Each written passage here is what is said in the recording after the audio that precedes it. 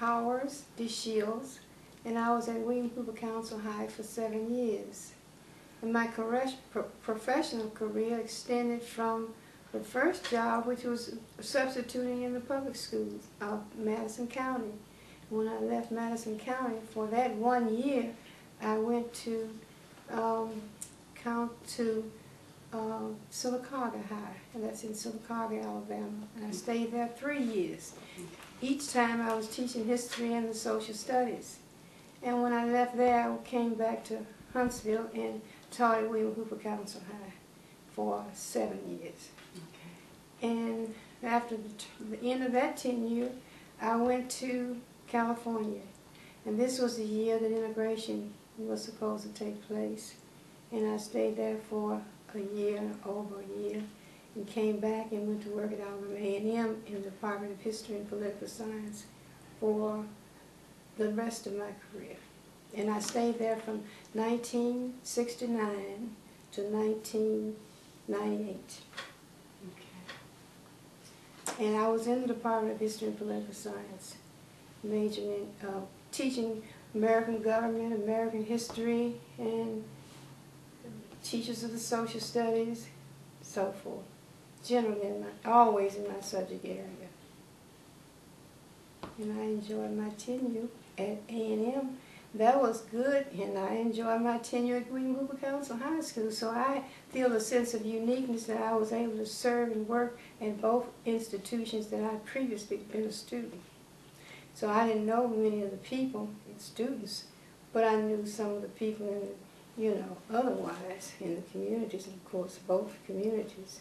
But it was a good experience, but my best experiences were at A&M, because there I had more mature students who were more set on doing their work. Okay. And that was less training on me. And while you were at Councill High School, were there instructors or anyone at all who influenced you to a significant degree? Yeah, of course. Many of them. Mrs. Fearon is one I think of now. Mrs. Gandy taught me. Miss Street, who taught foreign languages. And some others, Mr. Fields, who lived next door, he was the principal when I was working there. And Mr. Kellum taught me chemistry, which I took as an extra course while at Councill High as a student. So they were there still after I had graduated and come back, you know, from the institution. So it was like I caught them on the back and the front. Okay. And that was fun because, you know, you get to work with people you've known, but they still think of you as a young person, you know, and not mature enough to take on all these responsibilities as most older teachers think of younger teachers. But, you know, you survive that.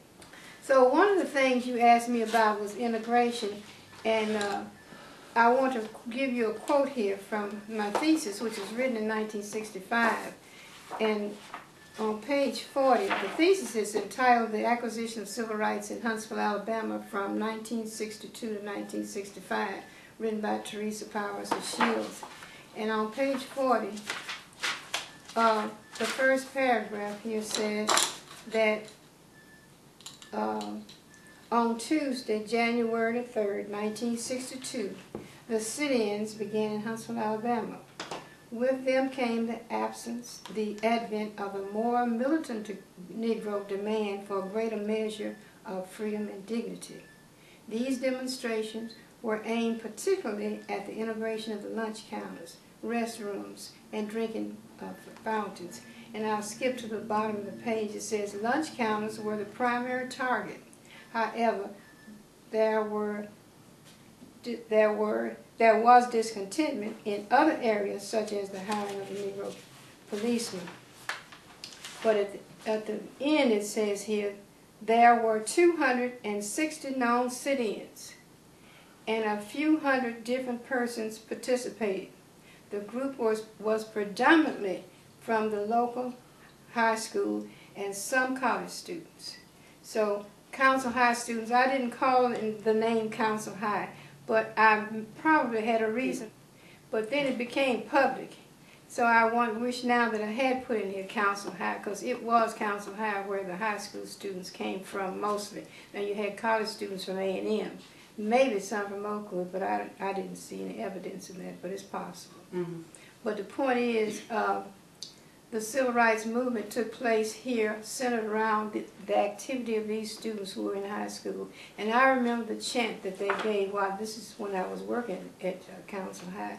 They said, and marched to this chant, they marched downtown, and they said, we have rats, you have carpet on your floor, we have rats at our door.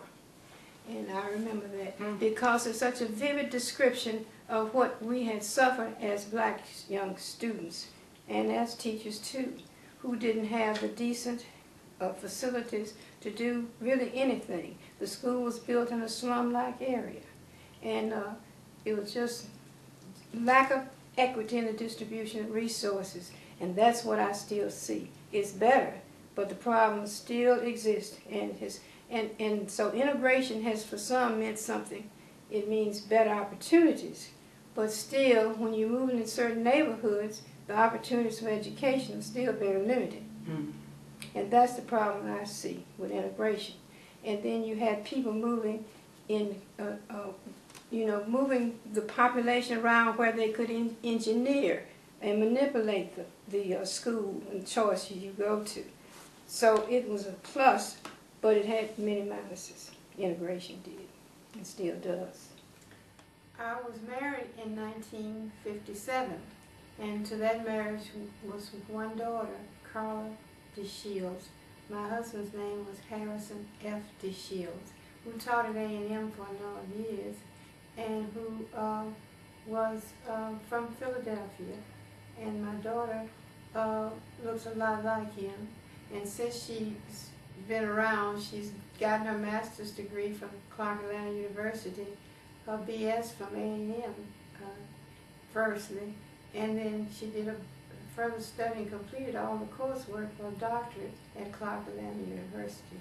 So I'm very proud of her and her scholarly efforts to get to that point. And that was the only child that we had. But I'm happy and lucky that I had one daughter, or one child.